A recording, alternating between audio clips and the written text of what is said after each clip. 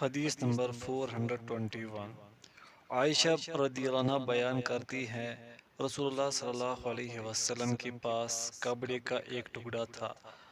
آپ اس کے ساتھ وضو کے بعد اپنے اعضاء صاف کیا کرتے تھے۔ یہ روایت ضعیف ہے۔ حدیث نمبر 422 ثابت بن ابو صفیہ رحمۃ اللہ علیہ بیان کرتے ہیں میں نے ابو جعفر بن الباقی رحمۃ اللہ علیہ سے کہا جابر رضی اللہ عنہ نے آپ کو یہ حدیث بیان کی ہے کہ نبی صلی اللہ علیہ وسلم نے ایک ایک مرتبہ دو دو مرتبہ اور تین تین مرتبہ وضو کیا ہے۔ انہوں نے کہا ہاں، یہ روایت ضعیف ہے۔ حدیث نمبر 423 عبداللہ بن زید رضی اللہ عنہ بیان کرتے ہیں کہ رسول اللہ صلی اللہ علیہ وسلم نے دو دو مرتبہ وضو کیا اور فرمایا وہ نور پر نور سونے پہ سہاگا ہے، لا اصل لہ، اس کی کوئی اصل نہیں۔ حدیث نمبر 424 عثمان رضی اللہ عنہ بیان کرتے ہیں کہ رسول اللہ صلی اللہ علیہ وسلم نے تین تین مرتبہ وضو کیا اور فرمایا یہ میرا مجھ سے پہلے انبیاء علیہ السلام اور ابراہیم علیہ السلام کا وضو ہے۔ رضی نے دونوں روایتیں کی، جبکہ امام نووی نے شرح صحیح مسلم میں دوسری روایت کو ضعیف قرار دیا ہے۔ یہ روایت ضعیف ہے۔ حدیث نمبر 425 انس رضی اللہ عنہ بیان کرتے ہیں رسول اللہ صلی اللہ علیہ وسلم ہر نماز کے لیے وضو کیا کرتے تھے، جبکہ ہمارے کسی کے لیے پہلا وضو کافی رہتا ہے جب تک اس کا وضو نہ ٹوٹے۔ یہ روایت صحیح ہے۔ حدیث نمبر 426 محمد بن یحییٰ بن حبان رحمۃ اللہ علیہ بیان کرتے ہیں میں نے عبید اللہ بن عبداللہ بن عمر سے کہا تم نے عبداللہ بن عمر رضی اللہ عنہما کو ہر نماز کے لیے وضو کرتے ہوئے دیکھا ہے، قطع نظر اس کے کہ وہ پہلے ہی باوضو تھے یا بے وضو، نیز انہوں نے یہ مسئلہ کہاں سے لیا ہے؟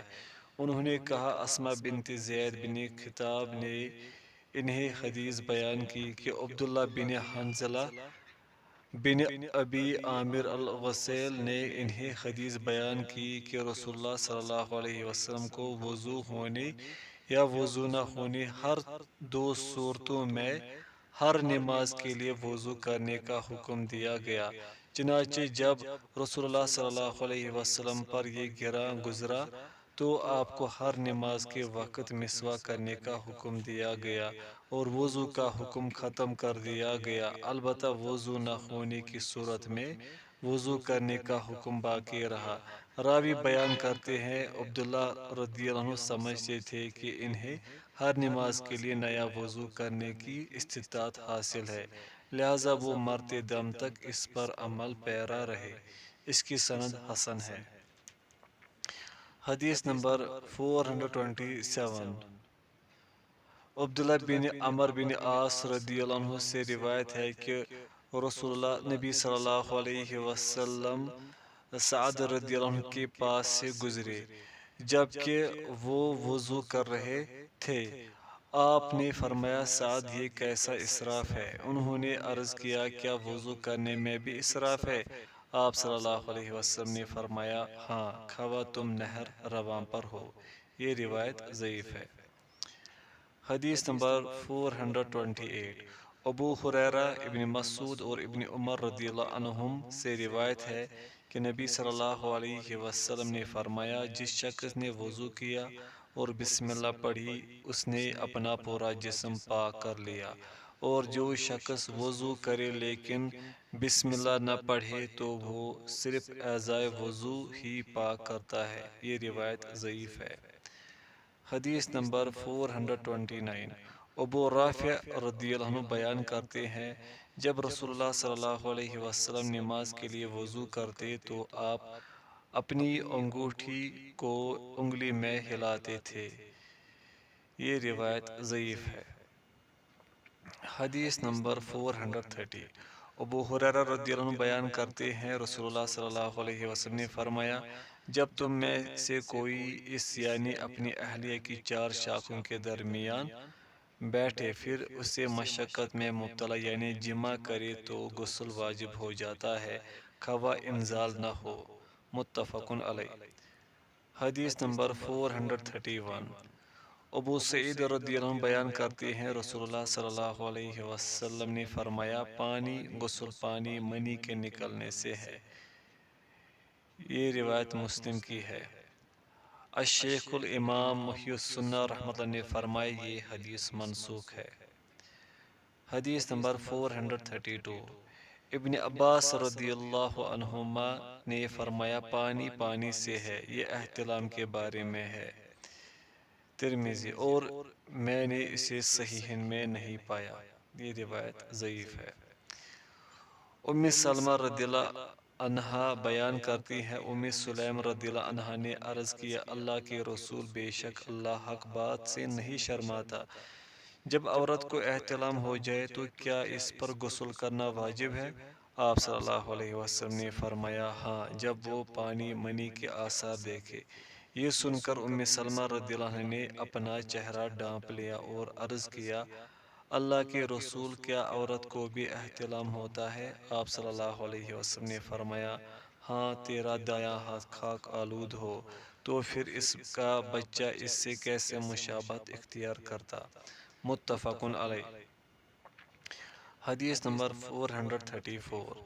امام مسلم رحمۃ اللہ نے ام سلیم رضی اللہ عنہ کے طریق سے جو روایت بیان کی ہے، اس میں یہ اضافہ نقل کیا ہے، آدمی کا پانی گاڑھا سفید ہوتا ہے جبکہ عورت کا پانی پتلا زرد ہوتا ہے، پس ان دونوں میں سے جس کا پانی غالب آ جائے یا سبقت لے جائے تو بچے کی مشابہت اسی پر ہو جاتی ہے۔ رواہ مسلم۔ حدیث نمبر 435۔ عائشہ رضی اللہ عنہ بیان کرتی ہیں، جب رسول اللہ صلی اللہ علیہ وسلم غسل جنابت فرماتے تو آپ سب سے پہلے ہاتھ دھوتے، پھر وضو فرماتے جیسے نماز کے لیے وضو کیا جاتا ہے، پھر اپنی انگلیاں پانی میں داخل کرتے اور اس سے اپنے بالوں کی جڑوں کا خلال کرتے، پھر اپنے سر پر 3 لب پانی ڈالتے، پھر اپنے پورے جسم پر پانی بہاتے۔ متفقن علیہ۔ اور مسلم کی روایت میں ہے، آپ صلی اللہ علیہ وسلم غسل فرماتے تو آپ صلی اللہ علیہ وسلم اپنے ہاتھوں کو کسی برتن میں ڈالنے سے پہلے دھوتے، پھر اپنے دائیں ہاتھ سے بائیں ہاتھ پر پانی ڈالتے اور اپنی شرمگاہ کو دھوتے، پھر وضو فرماتے۔ حدیث نمبر 436۔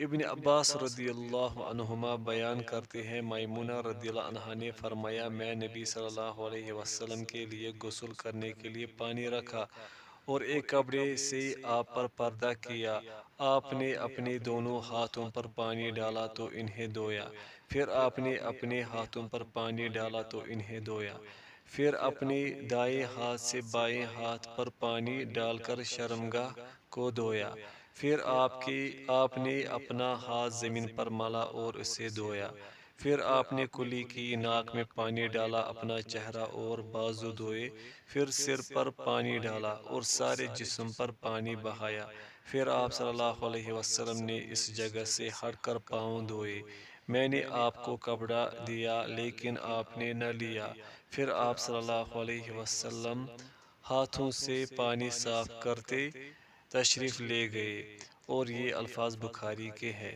متفقن علیہ۔ حدیث نمبر 437۔ عائشہ رضی اللہ عنہ بیان کرتی ہے، انصار کی ایک خاتون نے غسل حیض کے متعلق نبی صلی اللہ علیہ وسلم سے مسئلہ دریافت کیا، آپ صلی اللہ علیہ وسلم نے اس سے بتایا کہ وہ کیسے غسل کرے گی، پھر فرمایا، کستوری لگا ہوا روئی کا ایک ٹکڑا لے کر اس سے طہارت حاصل کرو۔ اس نے عرض کیا، میں اس سے کیسے طہارت حاصل کروں؟ آپ صلی اللہ علیہ وسلم نے فرمایا، اس سے طہارت حاصل کرو۔ اس نے پھر عرض کیا، میں اس سے کیسے طہارت حاصل کروں؟ آپ صلی اللہ علیہ وسلم نے فرمایا، سبحان اللہ، اس سے طہارت حاصل کرو۔ عائشہ رضی اللہ عنہ فرماتی ہے، پس میں نے اسے اپنی طرف کھینچ لیا اور بتایا، اسے خون کی جگہ شرمگاہ پر رکھ لے۔ متفقن علیہ۔ حدیث نمبر 438۔ ام سلمہ رضی اللہ عنہ بیان کرتی ہے، میں نے عرض کیا اللہ کے رسول، میں ایک ایسی عورت ہوں کہ میں اپنے سر کے بالوں کو مضبوط گونتی ہوں، تو کیا میں غسل جنابت کے لیے اسے کھول دیا کروں؟